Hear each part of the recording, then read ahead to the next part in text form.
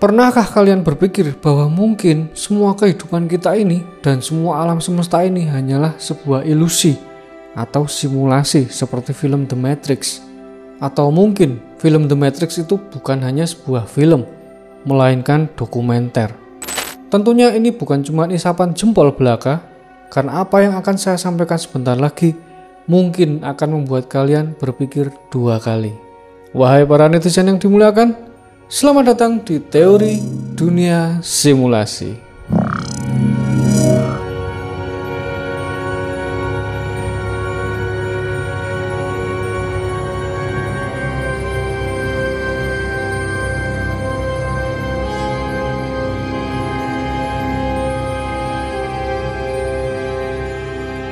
Selamat datang di channel ini. Perkenalkan, saya Hermas Adrian. Kalau kalian suka dengan topik-topik seperti ini, saran saya subscribe dan nyalakan lonceng notifikasi dari sekarang, karena belum tentu channel ini akan nongol lagi di beranda kalian. Dan tanpa berlama-lama, kita mulai ke ceritanya. Gagasan tentang alam semesta simulasi ini bukanlah hal baru. Teori-teori ini sudah ada dalam kebudayaan kuno di seluruh dunia, tapi jadi populer lagi karena ada seorang filsuf dari Oxford yang menulis makalah di tahun 2003 bernama Nick Bostrom. Dalam makalahnya, Bostrom mengasumsikan ada kemungkinan kita hidup di dunia simulasi dengan memperkenalkan sebuah teori bernama simulation trilemma yang mengatakan salah satu dari tiga kemungkinan ini pasti benar. 1. Kita menghancurkan diri kita sendiri sebelum kita dapat membuat simulasi. 2. Kita dapat membuat simulasi tapi memilih tidak. 3. Kita memang sudah berada di dunia simulasi. Dan Bostrom juga memperkenalkan istilah yang disebut ancestral simulation, yang mengasumsikan jika sebuah peradaban dapat membuat simulasi yang mentok, maka yang paling mungkin akan mereka buat adalah simulasi eksistensi awal mereka sendiri. Dan peradaban yang disimulasikan itu juga akan membuat simulasinya sendiri tentang alam semestanya sendiri, dan seterusnya dan seterusnya. I want to invent a computer, so you do. Hey, I want to create a world in my computer. And then that world creates a world in its computer. And then you have simulations all the way down. Seem to follow that the odds that we're in base reality is 1 in billions. Walaupun kita sering mendengar teori simulasi dari para ilmuwan-ilmuwan, tapi sebenarnya ini bukanlah teori ilmiah, melainkan filsafat dan metafisika. Pertanyaannya, apakah semua ini bisa dibuktikan? Para ilmuwan membuat teori yang bernama Big Bang untuk menerka-nerka awal mula semua kehidupan ini. Dari yang tadinya kosong, tidak ada ruang dan waktu, dan tiba-tiba ada sebuah titik bersuhu kuat triliun derajat, dan boom, terjadilah Big Bang. Dan 14 miliar tahun kemudian, terciptalah galaksi-galaksi, planet-planet, dan perindapan.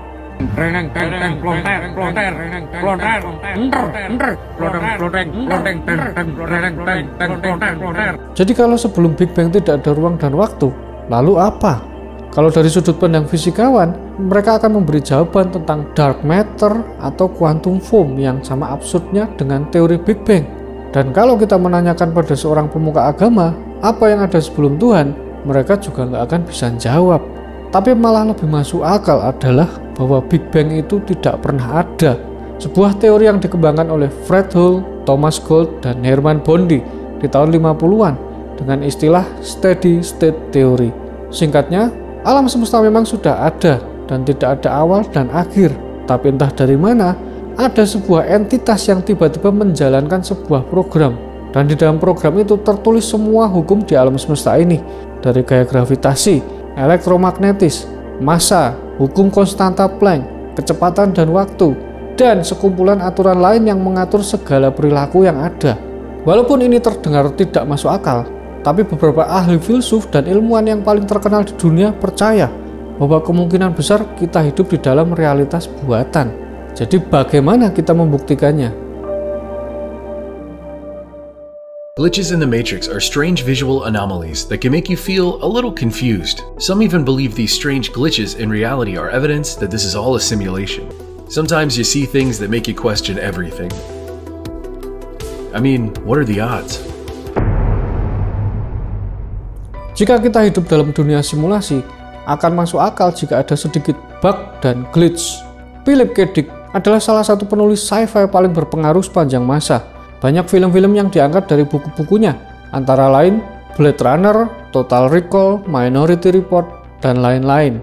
Dia percaya alam semesta itu ada banyak, dan dia mengaku mendapat penglihatan tentang hal ini. That in fact plural realities did exist superimposed onto one another like so many film transparencies. Salah satu buktinya adalah fenomena Mandela Effect. Singkatnya, Mandela Effect adalah kejadian ketika sejumlah orang memiliki kenangan atau ingatan akan sebuah peristiwa yang tidak sama dengan realita. Ini disebut Mandela Effect karena jutaan orang secara serempak mengingat bahwa Nelson Mandela meninggal di penjara, yang pada kenyataannya tidak. Padahal orang-orang mengingat bahwa istrinya Nelson Mandela berjalan di samping peti matinya dalam prosesi pemakaman yang ditayangkan di TV selama 2 jam.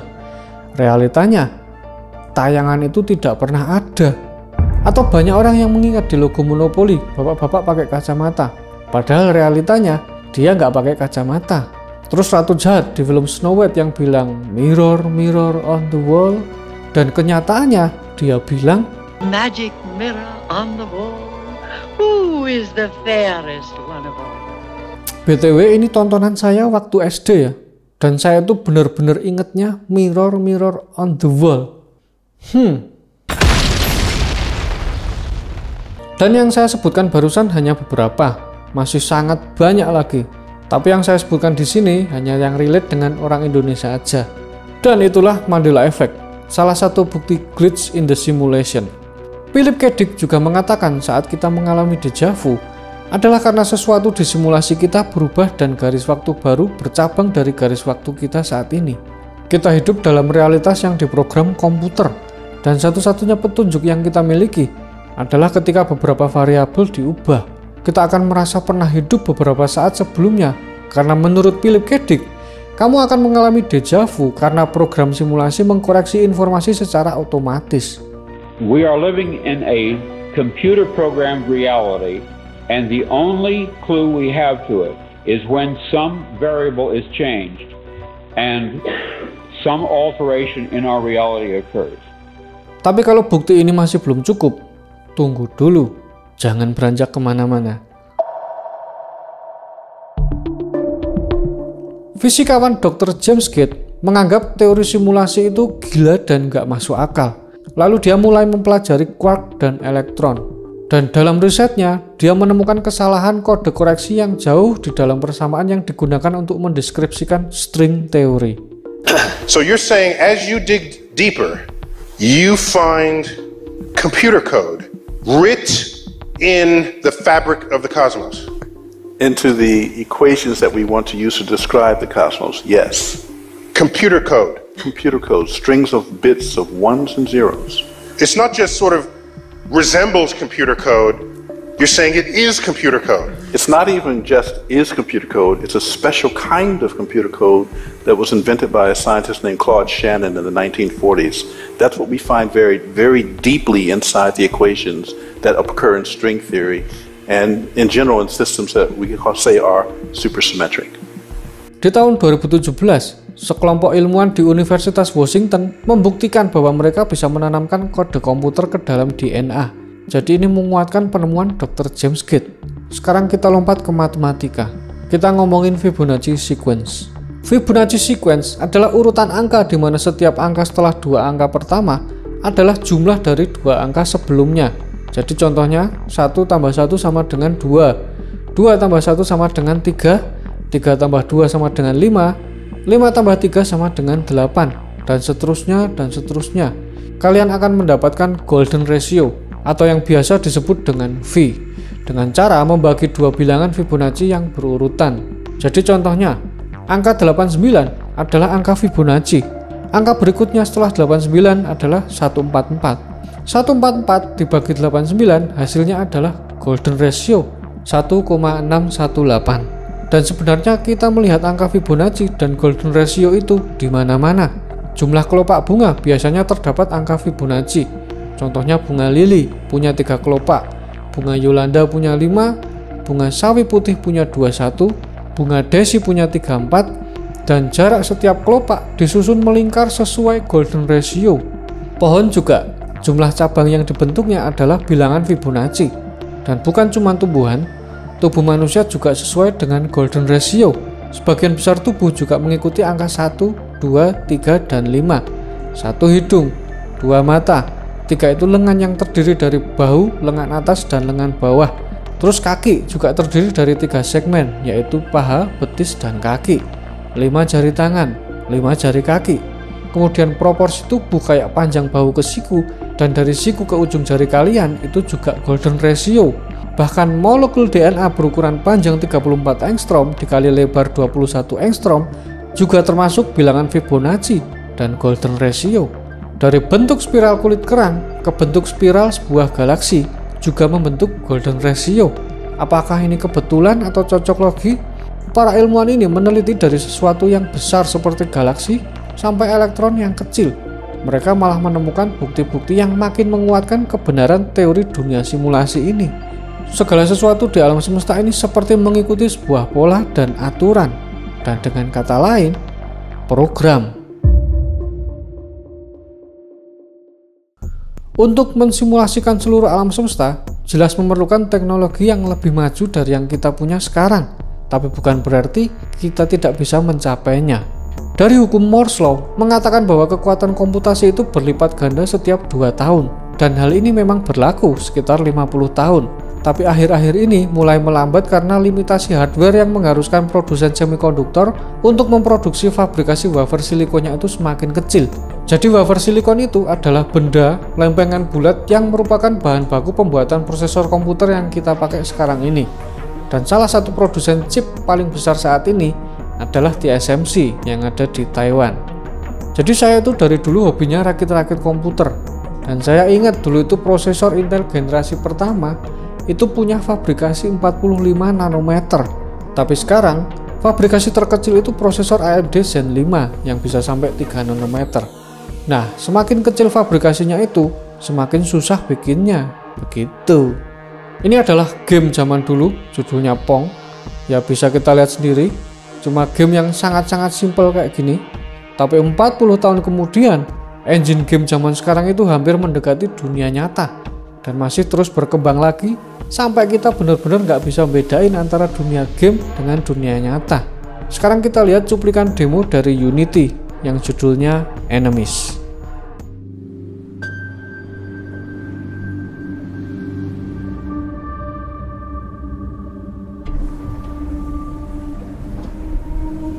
I have in my head everything that anyone has ever known. Everything anyone has ever felt is given only to those who dare to lower themselves. Walaupun ini cuma demo dan belum ada gameplaynya, kita bisa bayangkan game 10 tahun kemudian, atau 20 tahun kemudian, atau bahkan 100 tahun kemudian. Tapi untuk mensimulasikan seluruh alam semesta, kira-kira seberapa kuat komputer yang kita butuhkan? Diperkirakan, ini cuma perkiraannya, ada 10 pangkat 80 atom di alam semesta. Ya segini, kalian mau baca juga udah nggak bisa kan? Jika setiap atom membutuhkan 128 bit untuk mengkalkulasi setiap gerakannya, maka dibutuhkan 10 pangkat 83 bit hanya untuk penyimpanan datanya saja.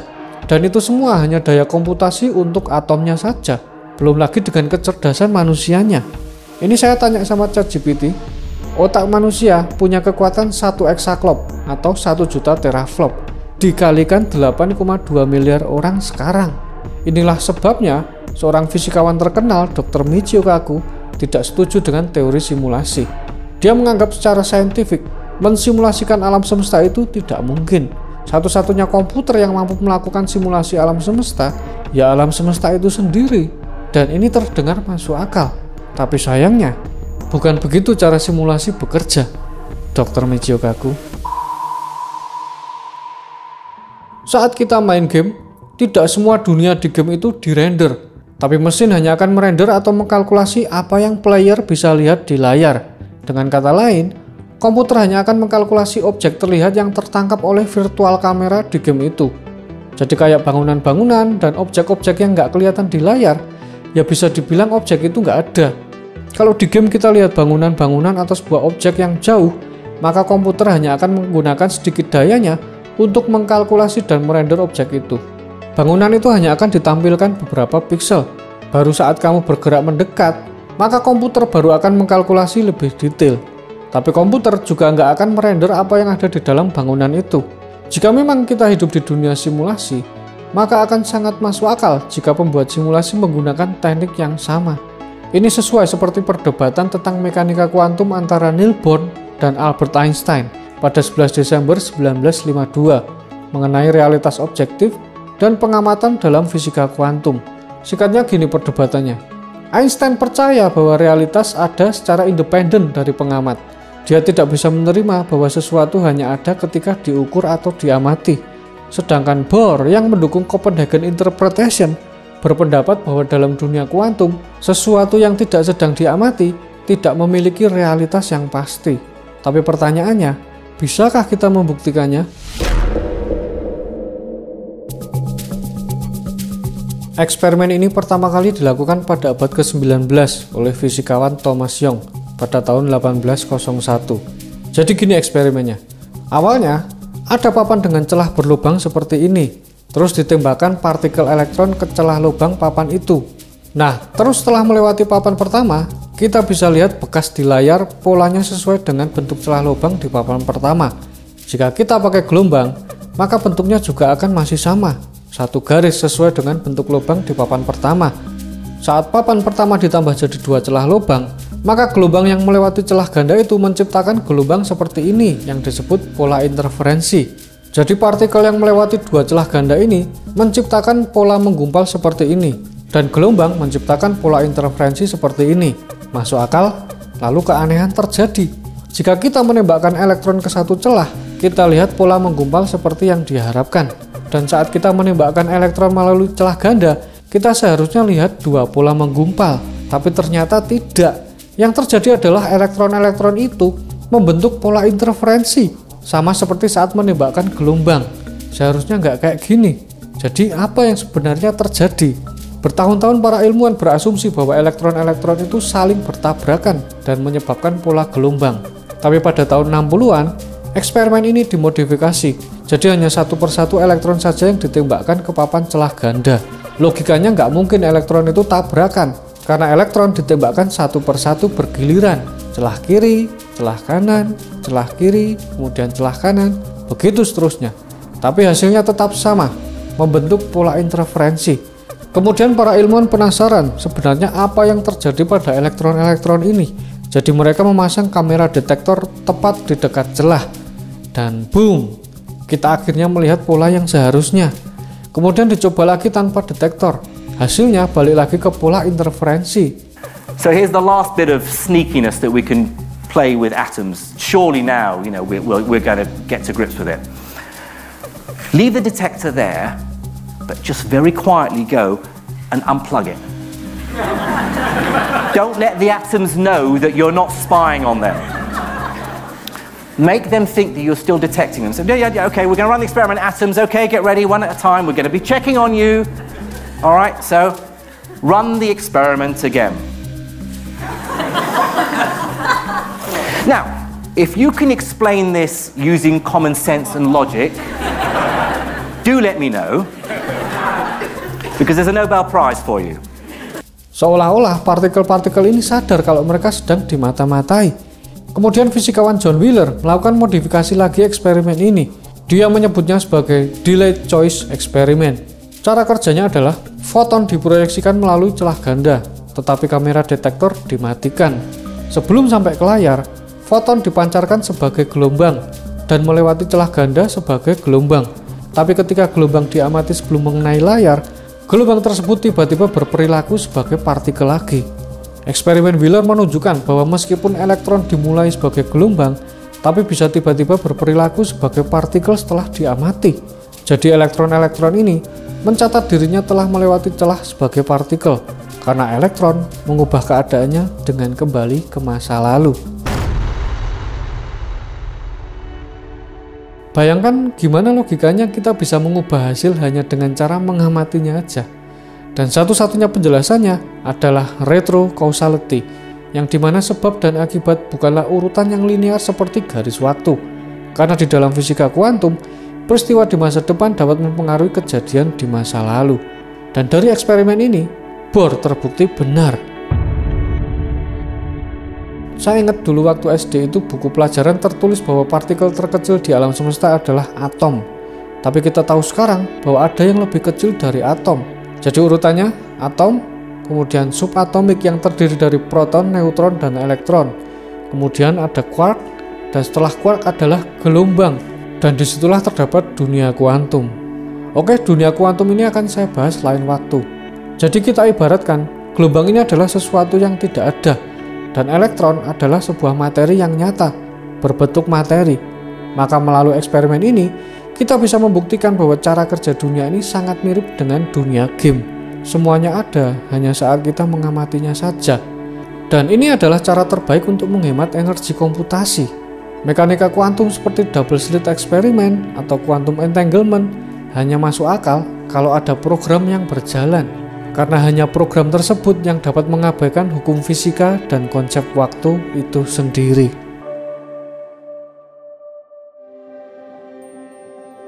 Apa yang terjadi setelah kita mati, simulasi atau tidak, nggak ada yang benar-benar tahu. Anggap aja ini semua sebagai sebuah hiburan.